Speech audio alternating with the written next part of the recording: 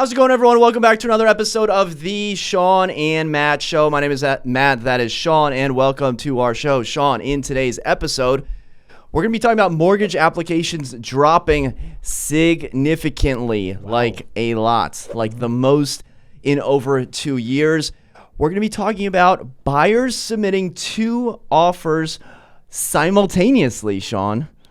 You know any synonyms for simultaneously? Yeah, that's a tough one. Concurrently, at the same time. Buyers submitting concurrent offers on 2 different houses at the same time. Pros and cons. Should you even consider that?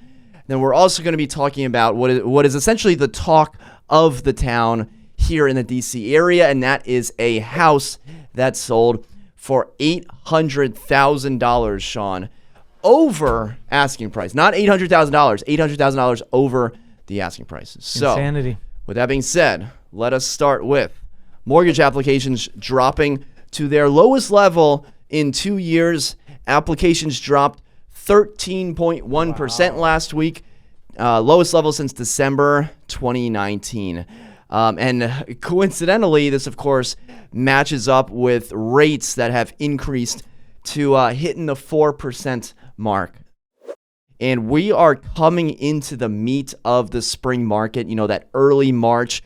I saw a robin yesterday, yes. So like that is the sign of spring. I know when you sun. look outside, it's like 30 degrees and freezing rain, but of course yesterday it was like 68, 69 degrees out. So Shawn, what do you make of mortgage applications dropping 13%? And is this going to have an impact on less buyers submitting offers on some of these houses that are about to come on the market? This is surprising to me. But when you talk about rates, you understand why. And you talk about the market and you look at the stock market and what it's doing. There's a lot of doubt in the market, I would say, as far as a buyer's concerned, right? You have to look at every economic factor and see why is this happening. You know, 13% is a big number. And, you know, why do we think that it's dropped? I mean, the thing is, there's been so many people in this market for so long trying to find houses. There might just be a flood of people that we still need to get through. So, you know, the trickle down, maybe that's not going to have a huge effect. But the interest rate increase, I didn't think it was going to reach 4% this quickly, and it has. And I think that is squashing the market. So if you think about it, our prices have increased dramatically, you know, 13, 15% in a year. And there's talks of it going another 15% this year. And people are like, well, I could afford that when it was 2.5% to 3% interest rates. Now we're talking a whole percentage higher than it was. And it happened pretty quickly, right? I would say in the last 3-4 weeks, all of a sudden it's jumped about 1%. And, you know, I think we talked in a prior video about this, and now I said, well, it'll just cap people's top number. Well, it's also, I think, pushing people out and saying, well, I'm just going to wait until this thing pops, right? I think it's going to pop. Maybe that's the reason. So a 13% drop is huge, and maybe that is a signal of what's to come in this market. I don't know. What are your thoughts? My thoughts are, well, you know, the refinance market is pretty much dead. It's gone. That is a really good point. So you look at people that are applying for a mortgage, or are they applying for a mortgage or are they applying for anything, right? Because the refi market's gone, right? You had that for the last 3 years.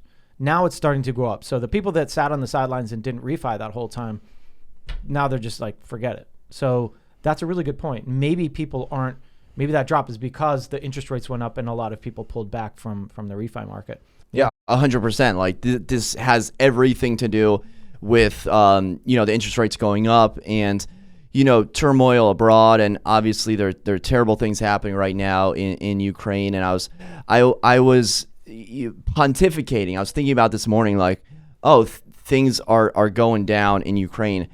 Like maybe that's a topic for the video. Like, how is the Ukraine incident going to affect the real estate market? But then I was like, okay, well, hold on. People are dying, and people are losing their houses, and people are being bombed. Who cares about the Springfield market when people are getting mortared on their head? Like, so, you know, that the turmoil, I saw it affected, you know, the Russian stock market and whatnot. But ultimately, before any sort of international affair, and I'm the furthest thing from an international affairs expert. Before any of that, we knew that this was going to happen. We knew rates were going to go up, and with rising rates, we knew applications were going to go down, and we knew that buyers will start to fall off. Haven't necessarily seen it yet, but I think as people start to rerun their numbers at interest rates that are 0.25%, 1/3% higher than the last time they checked in with their lender, they're going to be in for an unpleasant surprise. That's exactly right. Matt, when I bought my house, I would not be living in my house right now had interest rates been where they are now.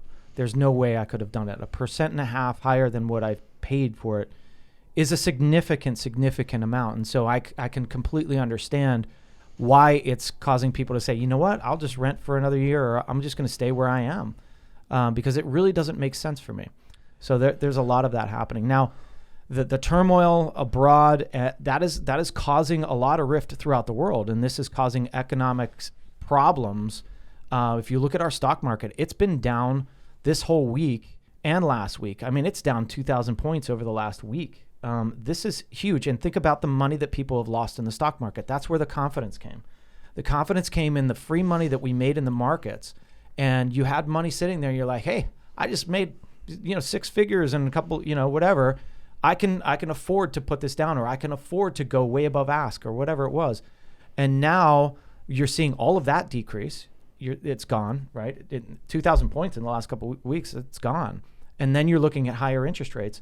And then you're looking at, not only that, you're looking at inflation. Inflation is causing everything to cost more. Gas prices, $4. I was talking to somebody this morning, and they were like, yeah, one of my friends went to go buy oranges the other day at Whole Foods, and it was 4 oranges were, I think, $20 or something like that. It was like $4 an orange is what it was. Oh my $4 gosh. an orange. Lindsay went to the store the other day to buy light bulbs. She's like, I didn't realize that I scanned it. It was $20 for a pack of light bulbs. She buying organic light bulbs? Yeah, I guess so. So that's the point. It's like everything is costing more, and people are like, well, wait a second. Why am I going to pay more for a house? I don't need to go and make this jump right now. I'm just going to pull back.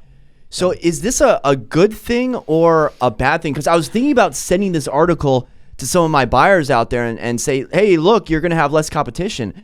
But maybe they're the ones that are now about to hit their numbers of like, okay, we can't really make these numbers work anymore. Yeah, and that's exactly it. This is what we started to see. Like, I don't want to say that the bubble's bursting or anything like that, but in 2008, the ramp up from 2006 to 2008, when we saw that drop, it was kind of like this, where it was like, ooh, that hurts, right? Ooh, that hurts, and another hurt, and then all of a sudden it was just dead, And so the action that we're seeing on these listings right now is crazy, but it could end quickly.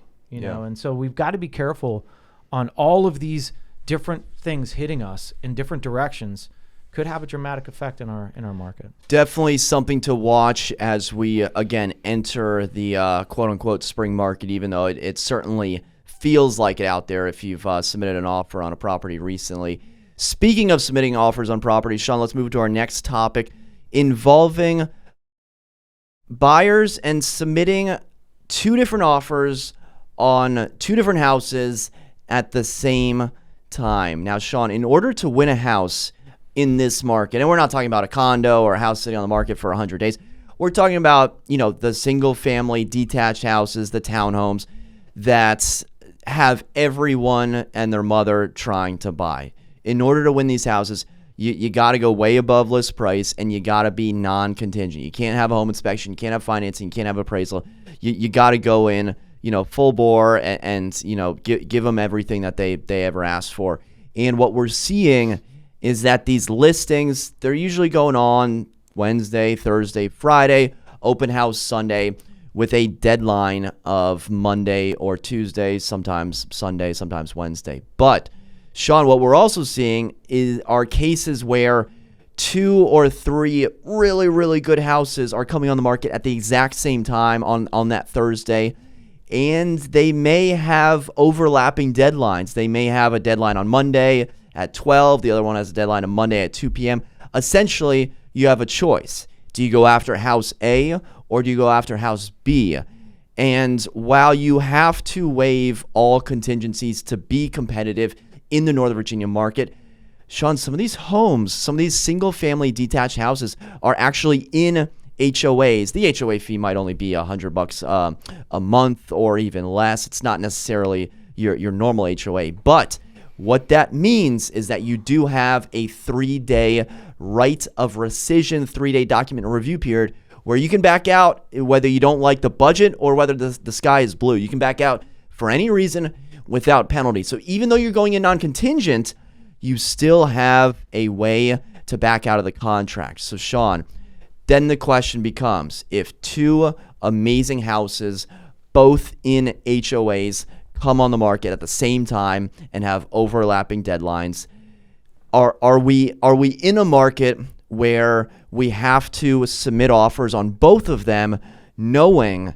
that we may end up pulling out of one of them if we win the house? Yes. I think the answer is yes. I always used to say no. But if you have a way out, and I know the listing agents would be like, what the heck, man, this is tough. But I'll go back to communication, right? If you are speaking with both listing agents and you can figure out, hey, do I have a chance? Or like, so I'm representing a buyer, I'm writing on both of them. I know that I can get them out of both of them because they have the HOA contingency.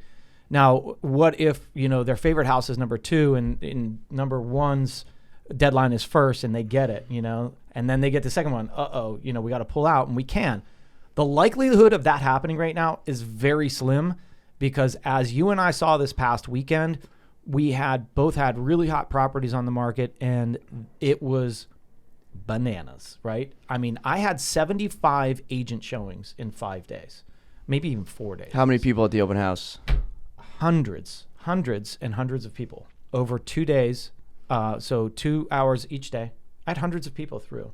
And I know you did too, right? I mean, 150 people through. I did a longer open house. You did a 3-hour open house in one day. Yeah. But 150 people through that one, 200 people through ours. So many offers.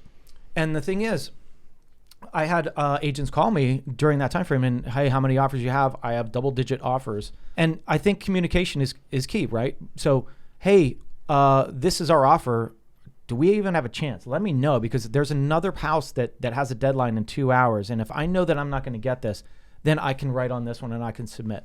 And so I actually had people call me, an agent call me and ask that. And I said, dude, go right on the other one. You don't have a chance. You're right. And maybe that gave him the thought to say, we got to go harder on this one, right? We got to go harder, because in this past weekend, what I was thinking is write your best offer and then add 20% to it. That's probably where you got to be, truthfully. And so anyways, back in the day, I would say, no, don't do it, because you could get yourself in a lot of trouble. If there's no way out of that contract, then you get the first one, you're stuck, right? If you're writing on something that doesn't have an HOA or a condo, I would not be writing 2 offers at the same time. If they have different couple hours separation or a day separation of when those contract deadlines are, then yeah, go for it, right? You could always write an offer in an hour and have it signed and send it over. So just prepare for it. And that's sometimes what I'll do is I'll have that offer ready and just say, all right, I didn't get this one. Boom, here's this one, right? It's ready to go. You have to prepare in this market. It's insane. Think like the majority, 20 different agents didn't get that deal, or 60, whatever it was, right? So the chances of you getting the house are pretty slim. My batting average for offers this year is like a fringe MLB player. Yeah. I'm batting like 230 with like 7 ribbies and like a lot of strikeouts. Yeah. And it's not necessarily that we're writing bad offers. It's just we have so much competition. And I don't know if caught myself, but I have recommended to multiple clients to write offers on 2 different properties at the same time. I will admit that one of the clients, we won one of the properties and lost the other property. Then the other client, I think the deadlines were actually a day apart, but we lost both of those. But I'm always of the ilk of like, I always want to act in the best faith possible, and if we submit an offer that we plan to move forward, like I like following the letter of the law. Like I don't know how else to describe it. Like when I go on golf trips with my boys and these are like, we get after it. Like, my nickname is Mr. R. They call me Mr. Responsible. Like, that's what my nickname is, Mr. Responsible. So if Mr. Responsible is telling you to write 2 offers on 2 different properties at the same time, that's how you know it's just so crazy out there. And when you're the listing agent, a lot of times the winning offers are going to be from the buyer's agents that are communicating with you the most. You know, with 15 offers on my property, 18 offers on Shawn's, I'm sure you got offers from agents you didn't even know showed the property. They didn't tell you one thing. They just sent you over like 6 different PDFs of the offer and just said, hey, here it is. It probably came in at list price or like 10,000 above, no other communication. And that's not the best way of going about it. So if you can talk and say, hey, are we even in the running, or is this even our time, writing this up? Oftentimes listing agents will be able to guide you to a certain extent. Yeah, that's exactly it. Communication. And the person that won our deal was communicating with me. And the top offer in price isn't always the best offer sometimes, and so after going through the spreadsheet with my clients and talking through different things, they were like, you know what, we really like this offer, but it's not as high as this one. And I was like, well, let me get that one up, let me get that one up to where it needs to be. If we like the $100,000 deposit better than the $8,000 deposit and the quick closing time frame, and granted, all of these are non-contingent, all we have to do is say, hey, I like your $100,000. I like your quick closing. Can you come up to this price? I'll show you proof. And they'll be like, sure, let's do it. And that's what happened, right? So, I mean, like, there are, you have to do what your clients want to do, right? And so where they don't feel comfortable in certain offers, you can go back to that offer and say, can you come up? Can you do this? But, again, talking to lenders, talking to agents, talking to other people in that transaction, you're going to get either a good feeling or you're going to get a bad feeling. And sometimes going with that gut is the right thing to do. You should go with your gut, right? Definitely. And sometimes, pretty much all the time, I would absolutely set expectations with the seller. Once you've accepted an offer, these are buyers that are submitting 100K over, 200K over, 300K over in some instances. They may wake up that next day in a cold sweat and realize, like, this was not the right decision. And if you have a property in an HOA, which I had for my listing, Shawn had for his listing, they can still back out. So I let my sellers know, listen, the buyer has 3 days. They can do whatever they want. They can back out in these 3. So I just want to set the expectation that sometimes when you're bidding this high over, people get cold feet and they can back out. So again, I called every single agent that submitted an offer, thanked them generously for their amazing offer, and said, if anything does happen, I'll, reach back out to you. Because you have to keep those relationships, because if an agent gets sour and, they were in second place and first place backs out, then you kind of have that awkward call of like, oh, well, we don't want it at that price anymore. Yeah. I always say that. I took an hour and a half at least calling everybody and thanking them. And that's the thing is, like, these people took their time. Think about the agent and their client, right? These are real people that were in love with this house, that really wanted it, and they're crushed, right? And so my job is to say, hey, thank you for your time. You spent a lot of time. You came to see the house. You maybe did a pre-inspection and spent your money on this. And the agent took some time to write this offer and communicate with them and get the lender documents. It's a ton of work. And I know, and we know, because we go through this all the time, and it's like we lose and we're like, man, well, now we got to start all over again. So we feel that calling everybody and saying, hey, thank you. Do you have any questions? We really appreciate your offer. I'm sorry it didn't go your way. I had that conversation 16 times the other day, and they all, every single one of them thanked me for calling. And you helped me kind of see the light on that point. Previously, I just sent the one-line email. Thank you so much. Unfortunately, we went with the higher offer. But when you call someone, when you pick up the phone and have a conversation with that agent, they are genuinely thankful, because the market is so hot. We've both submitted offers and haven't won this year. And the agents on the other side, I'm just left in the dark. Sometimes it's like, we'll let you know by midnight. It's like, great. Oh, I go to sleep at 9:30. Like, what am I supposed to do? Or, hey, property changes status in the morning and I don't hear back. So from being burned by everything that selling agents would do that I didn't appreciate, I was like, you know what? I'm just going to do everything like over the top to like help out these. I'm just going to treat these buyer's agents how I would have wanted to be treated on every single transaction. Absolutely. And you know what? You're building relationships with people that you didn't know before. You had conversations with people. And you know how many of those agents picked up the phone when I called them? Every single one of them. They all picked up and they were like, hey, Shawn, hey, what's, I'm like, unfortunately, I'm sorry, but thank you. But you're building relationships at the same time. So that agent knows that you're a solid agent. You're a solid person. And that when they see you on the buy side, they're going to give you that same treatment.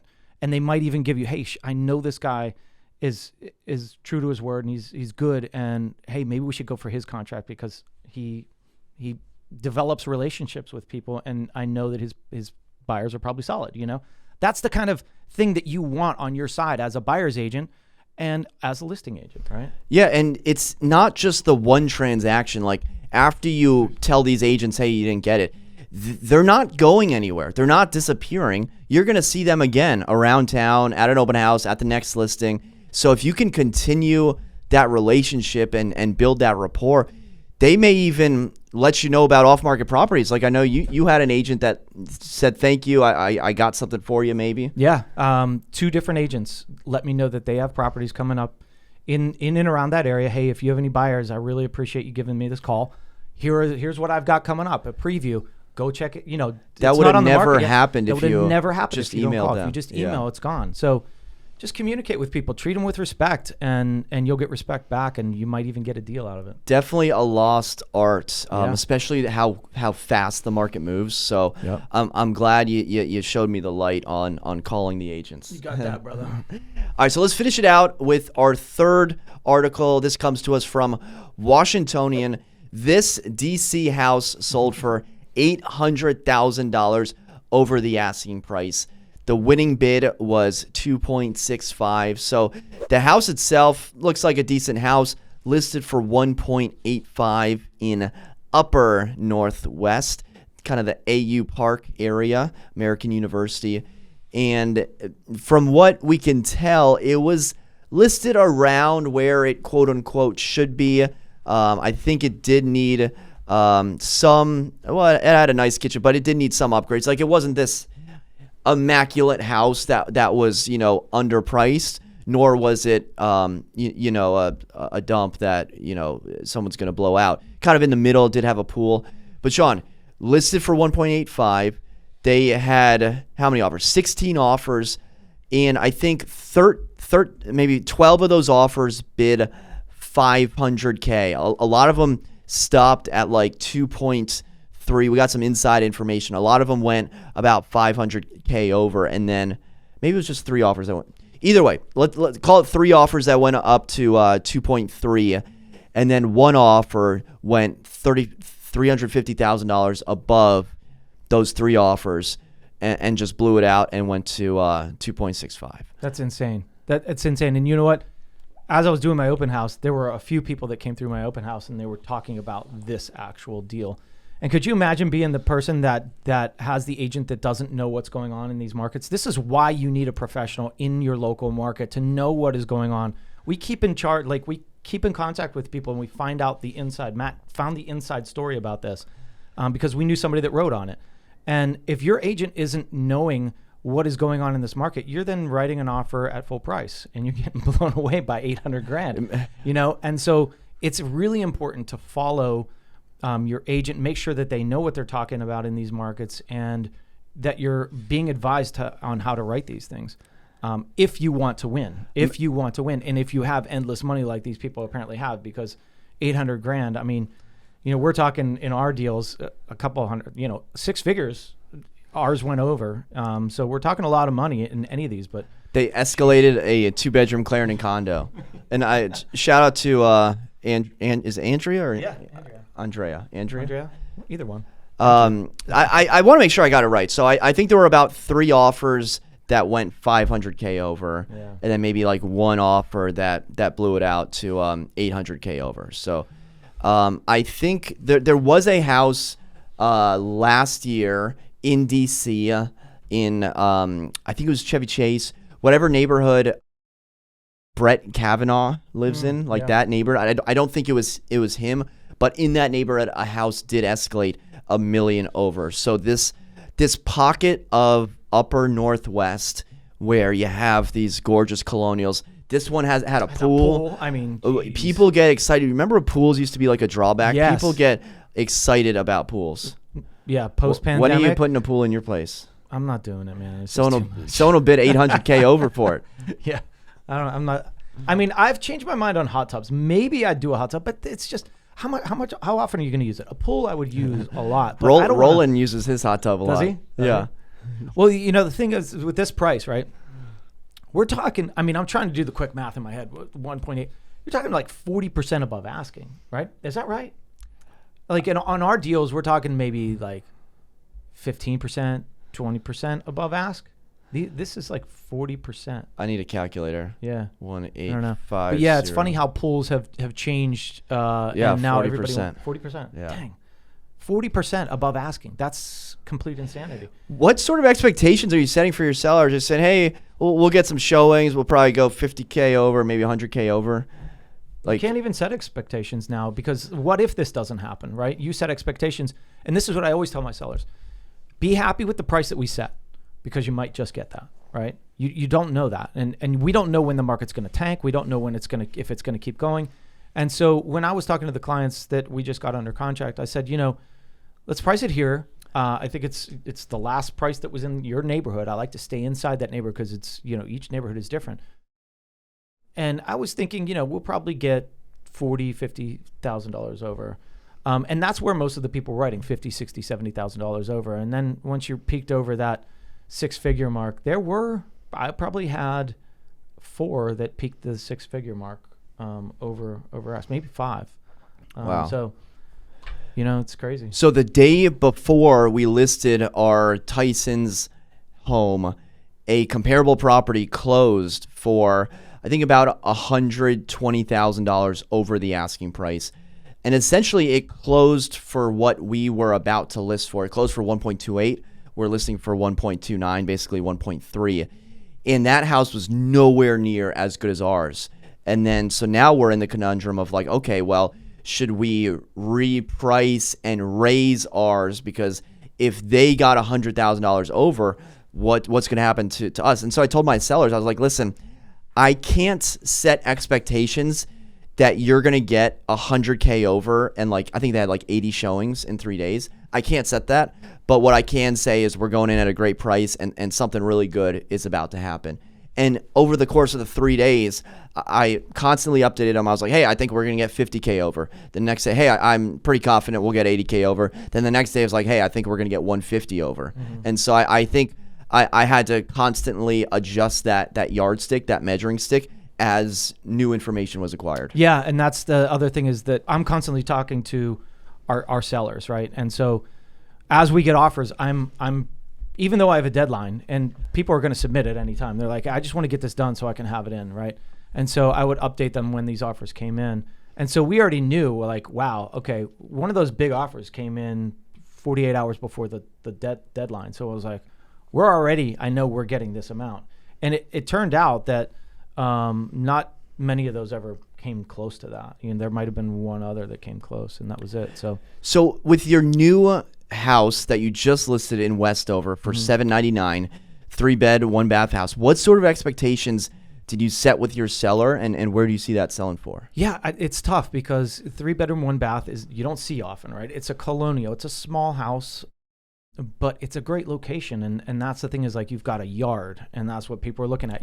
I sold a condo for $799. Do you want the 3-bedroom, 2-bath condo, or do you want a single family home that's a little tighter, but like walk to Westover? You're in Westover. No one has ever said anything bad about Westover. People I love walk to Westover. I mean, I live by Westover now. I love it. I love it. And so just portraying that, like if you watch my video about the property, that's what I'm portraying. I'm showing you the livability of Westover and how you can just walk to the beer garden, walk to the pizza shop, walk to Toby's ice cream. This is reality, right? And so I don't know. Because it's on the smaller side, it's under $800,000 for a single family home, right? Hard to find. Really tough to find. So Setting expectations is tough on this one because you don't know where it's going to end up. And these are how homes built in the 40s, right? 1940s, right? So yeah. Cool. We'll see. Well, I think that's about it. Be sure to subscribe, hit the thumbs up button. Shawn and I both got fresh cuts today. Just this morning, man. Mine was wigging out, dude. Yeah? Yeah. I was supposed to get it cut next week. And my guy was in Thailand for like a month. And he got back the other day. And I'm like, dude, I need in there today. I can't wait another week. So, yeah, I got it cut this morning. Dude, I got, oh, thanks, man. It always looks fresh. I go to a place down the street, Supreme Barbershop, right on Clarendon Boulevard. My homie Mandrit hooks me up every single time. Always looking clean cut like a James Bond villain or something. That's right. You've played one before, haven't you? I have. All right, guys. Thank you so much for watching. Until next time, we'll see you then. Take care.